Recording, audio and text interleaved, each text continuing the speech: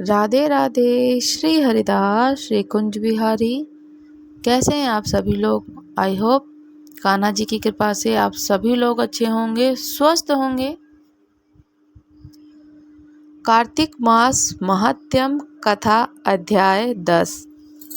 राजा पृथ्वी बोले, हे श्रेष्ठ मुनि, हे ऋषि श्रेष्ठ नारद जी, आपको प्रणाम है। कृपया अब आप ये बताने की कृपा कीजिए कि जब भगवान शंकर जी ने अपने मस्तक के तेज से दिगंबर प्रज्वलित क्षीर सागर में डाला तो उसका क्या हुआ? नारद जी बोले, हे राजन, जब भगवान शंकर ने अपना वे तेज क्षीर सागर में डाल दिया तो उस समय वे शीघ्र ही बालक होकर सागर के संगम पर बैठकर संसार को भय देने वाला रुदन करने लगा। उसके रुदन से संपूर्ण जगत व्याकुल हो उठा, लोकपाल भी व्याकुल हो गए, चराचर चलायमन हो गया। शंकर सुवन के रुदन से संपूर्ण ब्राह्मण व्याकुल हो गया। ये देखकर सभी देवता ऋषि मुनि व्याकुल होकर ब्रह्मा जी की शरण में गए और उन्हें प्रणाम कर उनकी स्तुति करने लगे। उन सभी ने ब्रह्मा जी से कहा, हे पितामह, ये तो बहुत ही कठिन और बहुत ही विकट परिस्थिति उत्पन्न हो गई है। हे महायोगिनी, इसको नष्ट कीजिए। देवताओं के मुख से इस प्रकार सुनकर ब्रह्मा जी सत्यलोक से उतरकर उस बालक को देखने के लिए सागर तट पर आए। सागर ने ब्रह्मा जी को आते देखकर उन्हें प्रणाम किया और बालक को उठाकर उनकी गोद में दे दिया। आश्चर्यचकित ब्रह्मा जी ने पूछा, हे सागर, यह बालक किसका है? शीघ्र पूर्वक कहो। सागर विनम्रता पूर्वक बोला, प्रभु, ये तो मुझे ज्ञात नहीं है, परंतु मैं इतना अवश्य जानता हूँ कि ये गंगा सागर के संगम पर प्रकट हुआ।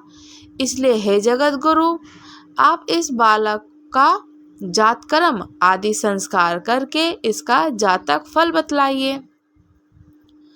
नारद जी राजा पृथ्वी से बोले, सागर ब्रह्मा जी के गले में हाथ डालकर बार बार उनका आकर्षण कर रहा था। फिर तो उन्होंने ब्रह्मा जी का गला इतनी जोर से पकड़ा कि उससे पीड़ित होकर ब्रह्मा जी की आंखों से अश्रु टपकने लगे। ब्रह्मा जी ने अपने दोनों हाथों का जोर लगाकर किसी प्रकार सागर से अपना गला छुड़वाया और सागर से कहा, हे सागर, सुनो, मैं तुम्हारे इस पुत्र का जातक फल रखता हूँ। मेरे नेत्रों से जो ये जल निकला है, इस कारण इसका नाम जलंधर होगा। उत्पन्न होते ही ये तरुणावस्था को प्राप्त हो गया।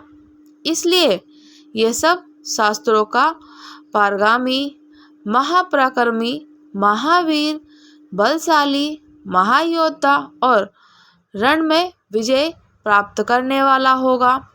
यह बालक अभी दैत्यों का अधिपति होगा। ये किसी से भी पराजित न होने वाला तथा भगवान विष्णु को भी जीतने वाला होगा। भगवान शंकर जी को छोड़कर ये सबसे अवध्य होगा। जहाँ से इसकी उत्पत्ति हुई है, ये वहीं जाएगा। इसकी पत्नी बड़ी पतिव्रता, सौभाग्यशालिनी, स्वर्ग सुंदरी, परम मनोहर, मधुर वाणी बोलने वाली तथा शीलवान होगी। सागर से इस प्रकार कहकर ब्रह्मा जी ने शुक्राचार्य को बुलवाया और उनके हाथों से बल का राज्याभिषेक कराकर स्वयं अंतर्ध्यान हो गए। बालक को देखकर सागर की प्रसन्नता की सीमा न रही। वह हर्षित मन से घर आ गया। फिर सागर में उस बालक का लालन पालन और उसे पुष्ट किया। फिर कालनेमी नामक असुर को बुलाकर वृंदा नाम की कन्या से विधि पूर्वक उसका विवाह करा दिया गया। उस विवाह से बहुत बड़ा उत्सव हुआ। श्री शुक्राचार्य के प्रभाव से पत्नी सहित जलंधर दैत्यों को राजा हो गया।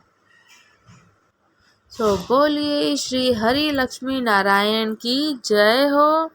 बोली श्री लक्ष्मी नारायण की जय हो। बोली श्री वृंदावन महारानी की जय हो। कार्तिक मास महात्म्यम की जय हो। कार्तिक मास महात्म्यम, कार्तिक स्नान की जय हो। दामोदर कृष्ण भगवान की जय हो। ऐसे ही रोज डेली कथा को आप श्रवण कीजिए, कार्तिक का स्नान कीजिए। कार्तिक स्नान का एक निष्ठा आपने जो किया है उसे आप अंत तक कीजिएगा।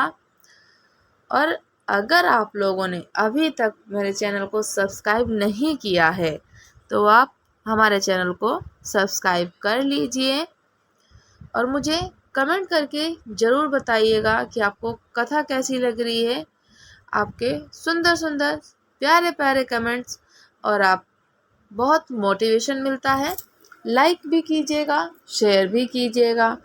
शेयर करोगे तो किसी और के लिए हेल्पफुल हो सकती है वीडियो। कथा श्रवण करनी चाहिए। कार्तिक मास की कथा को श्रवण करने से पुण्य फल की प्राप्ति होती है। श्रोतागण और वक्तागण दोनों को पुण्य फल की प्राप्ति मिलती है, वाजपेयी यज्ञ की प्राप्ति मिलती है। कथा के बाद दीपदान विधि विधान पूजा पूर्वक की जाए तो वाजपेयी यज्ञ की प्राप्ति होती है। ऐसे ही आप कथा को श्रवण करते रहिए।